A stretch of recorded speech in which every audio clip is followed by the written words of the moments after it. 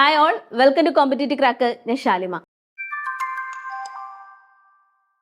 അപ്പോൾ നമ്മുടെ കേരള ബാങ്ക് ഒയുടെ എക്സാം ഡേറ്റ് ഒക്കെ വന്ന് എല്ലാവരും അറിഞ്ഞു അല്ലേ? എന്നാണ് ഒക്ടോബർ 26-ാം തീയതിയാണ് നമ്മുടെ എക്സാം ഡേറ്റ്. അപ്പൊ എല്ലാവരും നല്ല രീതിയിൽ തന്നെ പഠിക്കുന്നുണ്ടെന്ന് എനിക്കറിയാം. അപ്പോൾ LGS എക്സാം എഴുതുന്നവർക്കും എന്താണ് ഒരുപോലെ ഹെൽപ്ഫുൾ ആണ് നമ്മുടെ ഈ ഒരു എക്സാം എന്ന് പറയുന്നത്. കാരണം അതും വലിയ വ്യത്യാസമൊന്നുമില്ല അല്ലെ?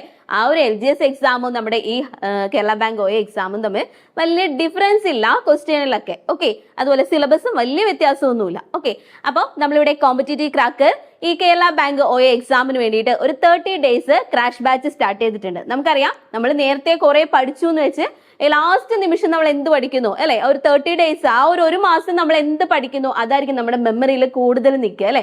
അപ്പൊ നമ്മളിവിടെ 30 ഡേയ്സിന്റെ ക്രാഷ് ബാച്ച് ആണ്. അതിൽ എന്തൊക്കെയാണ് ഉൾപ്പെടുന്നത്? നമുക്കറിയാം നമ്മുടെ സിലബസ് എങ്ങനെയാ വരുന്നത്.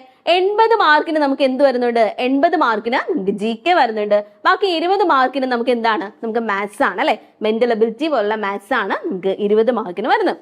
അപ്പോ ഫസ്റ്റ് ഡേ നമ്മൾ എന്താ ഇവിടെ പഠിക്കുന്നത്? നമ്മൾ ടൈം ടേബിൾ തയ്യാറാക്കിയാണ് പഠിക്കുന്നത്. നമ്മൾ എപ്പോഴും എന്ത് ചെയ്യണം? പഠിക്കുമ്പോൾ എപ്പോഴും ഒരു ടൈം ടേബിൾ തയ്യാറാക്കി വെക്കണം അല്ലെ? ഏത് പോർഷനാണ് കൂടുതൽ ഇമ്പോർട്ടൻസ് കൊടുക്കേണ്ടതെന്ന് മനസ്സിലാക്കി ഒരു ടൈം ടേബിൾ തയ്യാറാക്കി മാത്രമേ നമ്മൾ പഠിക്കാവുള്ളൂ. വാരി വലിച്ച് ഒരിക്കലും പഠിച്ചിട്ട് കാര്യമില്ല. ഓക്കെ, അപ്പൊ ഡേ ഫസ്റ്റില് ജനറൽ നോളജ്. അതിൽ തന്നെ എന്താണ് നമുക്കറിയാം, നമ്മുടെ കേരളത്തിലെ നവോത്ഥാന നായകന്മാരൊക്കെ നമ്മുടെ എല്ലാ PSC എക്സാമിനും ഇമ്പോർട്ടന്റ് ആണ് അല്ലെ? അല്ലെ ശ്രീനാരായണ ഗുരു, നമ്മൾ ഫസ്റ്റ് ദിവസം പഠിക്കുന്നത് ശ്രീനാരായണ ഗുരു, അയ്യങ്കാളി, ചട്ടമ്പി സ്വാമികൾ, VT ഭട്ടതിരിപ്പാട്. അതുപോലെ ഇന്ത്യ ഹിസ്റ്ററിയുമായിട്ട് ബന്ധപ്പെട്ട് ബംഗാൾ വിഭജനവും സ്വദേശി പ്രസ്ഥാനവും.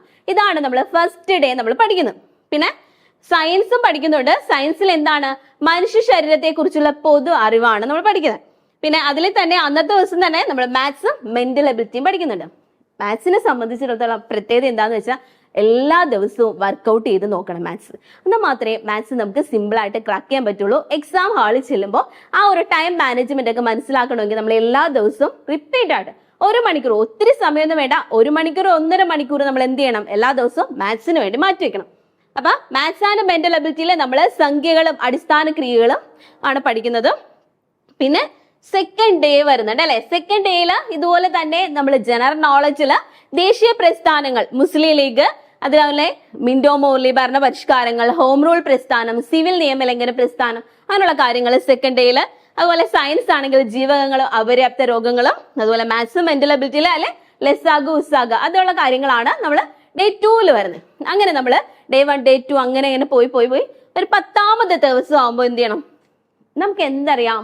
നമ്മൾ എത്രത്തോളം പഠിക്കുന്ന, കുറേ പഠിച്ചു പോകുന്നതിലല്ല കാര്യം, റിവിഷൻ ചെയ്യണം അല്ലെ? റിവിഷൻ ചെയ്താൽ മാത്രമേ നമ്മൾ പഠിക്കുന്ന കാര്യങ്ങൾ നമ്മുടെ മെമ്മറിയിൽ ഉണ്ടാവുള്ളൂ. അപ്പൊ ഇത്രയും ദിവസം പഠിച്ച കാര്യങ്ങൾ നമ്മൾ എന്ത് ചെയ്യുന്നു? 10ാമത്തെ ദിവസം എന്ത് ചെയ്യുന്നു? റിവിഷൻ ചെയ്യുന്നു അല്ലെ? അതുകൊണ്ട് തന്നെ ഒരു റിവിഷൻ എക്സാം ഉണ്ടാവും നിങ്ങൾക്ക്. നമുക്കറിയാം എത്രത്തോളം എക്സാം എഴുതി നോക്കിയാൽ മാത്രമേ ആ ഒരു എക്സാം പാറ്റേൺ നമുക്ക് മനസ്സിലാവുള്ളൂ. അപ്പോൾ ഈ LGS പോലുള്ള എക്സാം ആയിരിക്കുന്നതുകൊണ്ട് തന്നെ ഇതെന്താണ്? നമ്മൾ കൂടുതൽ സ്റ്റേറ്റ്മെന്റ് ക്വസ്റ്റ്യൻസ് വരാൻ സാധ്യത കുറവാണ്. അപ്പൊ നോർമലി ക്വസ്റ്റ്യൻസ് ആയിരിക്കും കൂടുതൽ ചോദിക്കുക. അപ്പൊ എന്ത് ചെയ്യണം? ഈ 10ാമത്തെ ദിവസം റിവിഷൻ ചെയ്യുമ്പോൾ കൂട്ടത്തിൽ എന്താണ്? റിവിഷൻ എക്സാമും ഉണ്ടാവും. ഓക്കെ, അപ്പൊ നിങ്ങൾക്ക് അത്രയും ദിവസം പഠിച്ച കാര്യങ്ങളെ തറവായിട്ട് പഠിക്കാൻ ഒന്നുകൂടി പറ്റും. അതുപോലെ എക്സാം എഴുതുമ്പോൾ നിങ്ങൾക്ക് അത്രയും ദിവസം പഠിച്ച കാര്യങ്ങൾ സെറ്റ് ആവും. ഈ ഒരു രീതിയിലാണ് നമ്മുടെ ടൈം ടേബിൾ എല്ലാം സെറ്റ് ചെയ്ത് വെച്ചിരിക്കുന്നത്. അപ്പൊ ഞാൻ ഒന്നുകൂടി പറയാം, നമ്മളിവിടെ കോമ്പറ്റേറ്റീവ് ക്രാക്കർ നമ്മുടെ കേരള ബാങ്ക് ഓഫീസ് അറ്റൻഡ് എക്സാമിന് വേണ്ടിയിട്ട് ഒരു പുതിയ crash batch 30 days crash batch start ചെയ്തിട്ടുണ്ട്. നിങ്ങൾക്ക് എല്ലാവർക്കും അറിയാം അല്ലെ? PSC ആദ്യമായിട്ടാണ് ഈ കേരള ബാങ്ക് ഒയ എക്സാം വിളിക്കുന്നതെന്ന് അറിയാം. അപ്പൊ കൂടുതൽ എന്താണ്? നല്ല രീതിയിൽ പഠിക്കുവാണെങ്കിൽ സിമ്പിൾ ആയിട്ട് നമുക്ക് ഈ എക്സാം ക്രാക്ക് ചെയ്യാൻ പറ്റും. അതുപോലെ കുറച്ചുകൂടി എഫേർട്ട് എടുത്താൽ എന്ത് ചെയ്യാം? നമുക്ക് നല്ല റാങ്ക് വാങ്ങിച്ച് ജോലി പ്രവേശിക്കാനും പറ്റും. അപ്പോ 30 ഡേയ്സ് ക്രാഷ് ബാച്ചിൽ നമ്മൾ കൊടുക്കുന്ന എല്ലാം എന്താണ്? സിലബസ് ഓറിയന്റഡ് ആയിട്ടുള്ള ക്ലാസ്സുകളാണ്. എക്സാം പോയിന്റ് ഓഫ് വ്യൂലുള്ള ക്ലാസ്സുകളാണ് നമ്മളിവിടെ പ്രൊവൈഡ് ചെയ്യുന്നത്.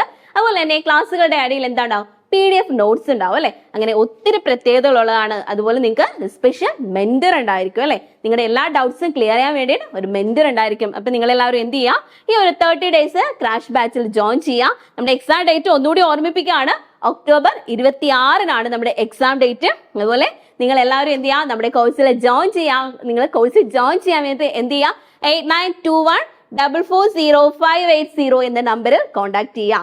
ഓൾറെഡി നിങ്ങൾ നമ്മുടെ ഈ കോഴ്സിൽ ജോയിൻ ചെയ്തിട്ടുള്ളവർ ആണെങ്കിൽ നിങ്ങളുടെ ഫ്രണ്ട്സിന് ഇത് സജസ്റ്റ് ചെയ്ത് കൊടുക്കുക.